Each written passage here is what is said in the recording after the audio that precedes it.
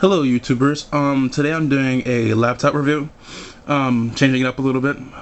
Usually I do the LG Optimus M, like ROMs and stuff like that. Well, sorry about the breath. Okay. Well, today I'm doing this ACER ASPIRE laptop review. I'm starting college next week. That's why I'm doing this. I didn't see. I think it was pointless to do a unboxing video because it's kind of like self-explanatory. It comes with two different cords and the manual, but who reads the manual? And the laptop, of course, which was kind of pointless instead of doing that. It's like a waste of video time. But let's just get right to it. In the front you have the charging light, and as you can see, the orange light is the standby light or the power off light. You'll see it either way. I think both times it's blue. Blue meaning the charge, and then green on the left side meaning it's fully charged. And when you unplug it, it kind of just goes away and still has a standby light on. In the front right here, you can see like the green camera light shining into it. That's the SD slot. SD slot. And in the front, there really isn't much than that. To the left side of the laptop itself, you can see that the laptop is kind of, it's slim compared to other laptops. Over there I got my mouse and my TV remote. Okay, anyway, you have the I'm not sure exactly what they're called, but I mean it's self-explanatory once you see this. Right here you got the fan, which is, it's very quiet, very quiet. You will never even know it's there.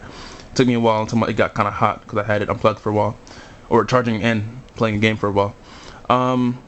This is the I'm not exactly sure what it's called, but I know you basically plug up a monitor or like a desktop monitor to it, and you can like basically project what you have on your screen. You can even do it with projectors and stuff like that.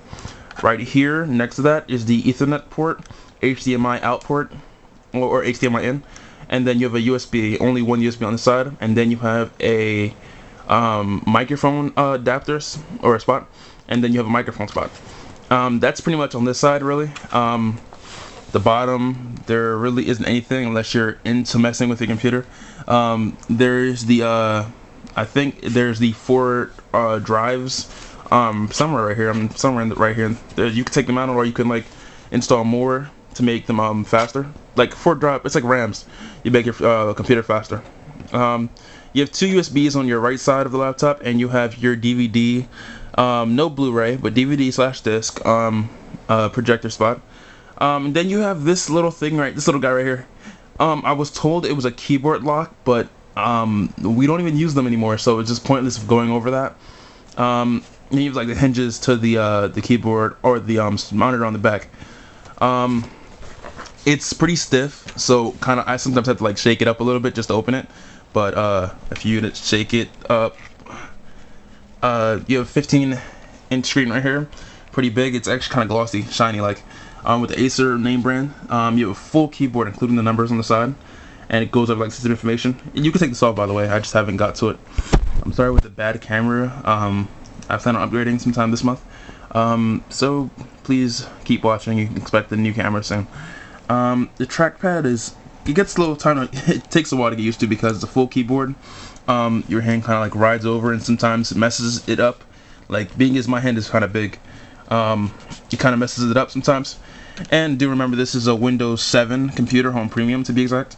There's your power button right here, and this is your, I actually don't know what that is. Actually, I think it's just a it just shows when the computer's like running really like slow, like say you're doing normal stuff like Facebook or anything like that, having an essay. The computer's not using as much power like then, so it's like blinking like only like here and there. Like it'll blink now and like 2 seconds later blink again. But when you're like playing games and so forth, it's like a rapid blinking, like it's blinking so much. So I guess it's like the computer's brain cells like just going through, it's like it's pumping, stressing out. And then next to that you have the Wi-Fi. So there really is. Along the top with like the F1 and all, F1 and F2 are blank, and I think it's a good thing because if you're a gamer, most games do require you to use F1 and F2 and F3 and so forth, like all the Fs. But some keyboards for laptops make it very hard because when they use F1 and F2 and have like blueprints on them, it's like you'll be pushing F2 and turning off your Wi-Fi. So basically you just like ended your online gaming, depending what you were doing. F1 sometimes X out, or it's like an escape button, so sometimes it kind of kicks you out of everything. But for this one, on some games that I've tried, which is like Wizard 101, AVA, Alliance of something else, something else. It's like an online RPG shooter thing. Yeah, that's pretty good. Those games run pretty good. I'll show you that after. Well, those can really mess you up, but they made it very useful. I don't know if you can see this. That's a Wi-Fi button, so it turns it off and on. I haven't gone through them all yet, but as they go along, I mean, if you get this laptop, it's a really good laptop. As they go along, they're kind of self-explanatory. F5 is like, it's just a projector, like I was talking about before. Kind of turns it off and on, doubles the screens. F7 is more as if it kind of like turns your trackpad off. So say you have an optical mouse like I do over here, little buddy over there. You kind of like turn that on, and it'll kind of like black the mouse pad, which I use a lot. So that when you touch it, it doesn't have an effect, so it doesn't mess you up in like games. Like when you're shooting, you'll have your hand there, you're like, what's going on? How come I'm shooting and I'm wasting all my bullets, and then when the guy sees you, he kills you, and then it's like, oh, I have no bullets to shoot him left because I just wasted all of them. My palm on my mouse pad, looking around like, what's wrong with my mouse? No, you won't have to go through that. So next, that F8 is a volume mute, and it also acts as like a volume down. So it's like it plays both parts, and the F9 is usually a volume up. It took me a while to figure it out, but I figured it out. F9 is volume up. F10 is a pause, which is kind of weird because they put two of them on one screen, or on one keyboard. F11, no use. F12 is like a screen lock. And anyway, we go down the list from there. We have the pause and break button. We have the insert button. We have the delete button. We have the home button. It's like it plays the in the blueprint. It's pause and play. That's why it's same as F10, I believe. Yeah, and then you have the page up, which is like also plays as a stop button, and then you have page down is also like places like a forward and a back. Anyway, cons about this keyboard. If you're not used to a full keyboard, it takes a lot of time to get used to. With me, it took. I mean, I've had it for about 3 days now, and I'm still having problems with it now here and there. The backspace button is like key for anyone who gets this computer. This keyboard is like set up so weird. Being a trackpad, it's kind of like to the left. Everything's pushed to the left. So with this new number pad right here, it does kind of like hurt you, because when you're trying to push the backspace to delete something, you'll be pushing the num lock a lot more often than you think, and because you'll think you're deleting something. When you take a look at the screen, all you see is the num lock going in and out, in and out, in and out. It's like, oh man, I had to move my finger over and then delete all over again. I just wasted all my energy pushing the num lock. Stuff like that happens all the time.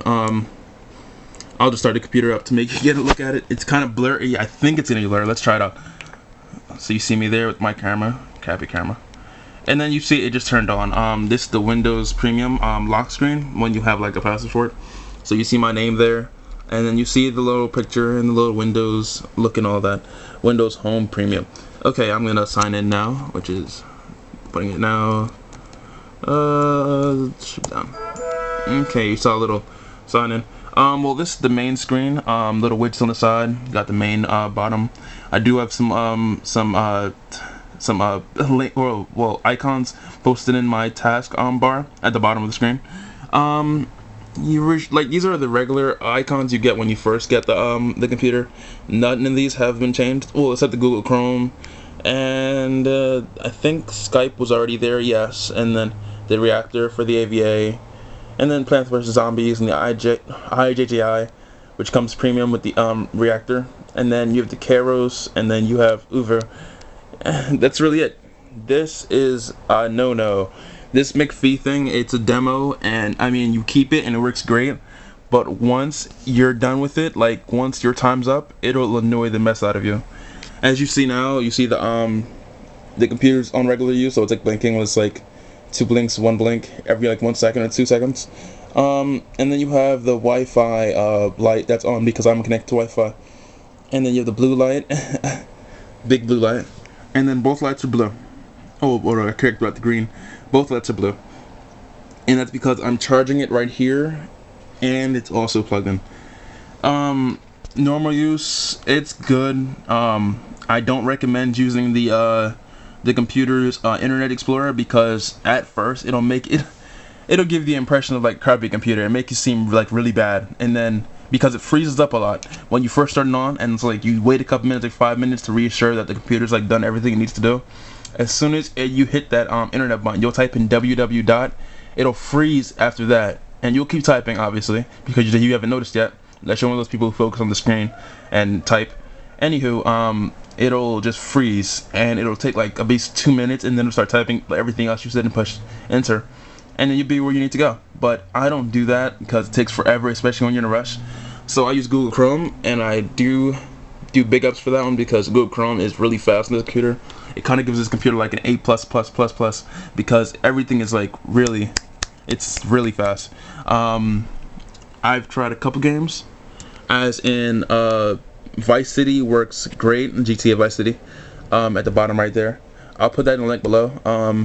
And Wizard 101 works actually very great, even in high def. I have Word, I have U-Turn, and I have the AVA. AVA is fast in low detail, but since it's a high and very fast-paced game shooter, it is very slow once you put it in high. This is a moving background, by the way. I don't know why it's not moving. It's taking a little while. Next deck. Okay. There you go. So it is a movable, and it's home premium, guys. I mean, you guys should be pretty used to the home premium look. Yeah, it also has a webcam. The webcam, I'll show you right now if I can get it up.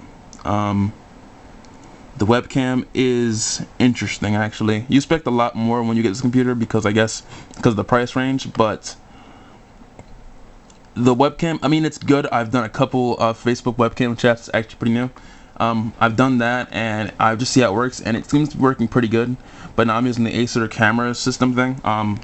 Basically, it's just setting you up so that you see me with my bad camera, really bad camera, and it's like I'm a second delay on what I'm saying and reacting. So, and it has a little crossfade, so when you see me moving, it's like a little fade behind, like a shadow or something.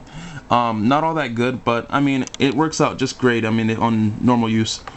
I mean, this computer it's good. I mean, I do everything on this, everything, phone reviews, everything, and it's actually very, very, very fast. I love this computer with all my heart. I recommend this computer to anyone who's looking for a good computer, normal use, projects and all that, especially phone work. And if you're looking for like a good gameplay here and there, I do recommend all the games below. AVA isn't down here because I was having some problems with it earlier, and a new game called Kairos Online. That's a good game as well. Yeah, well, this has been my Acer laptop review, and I will see you guys later.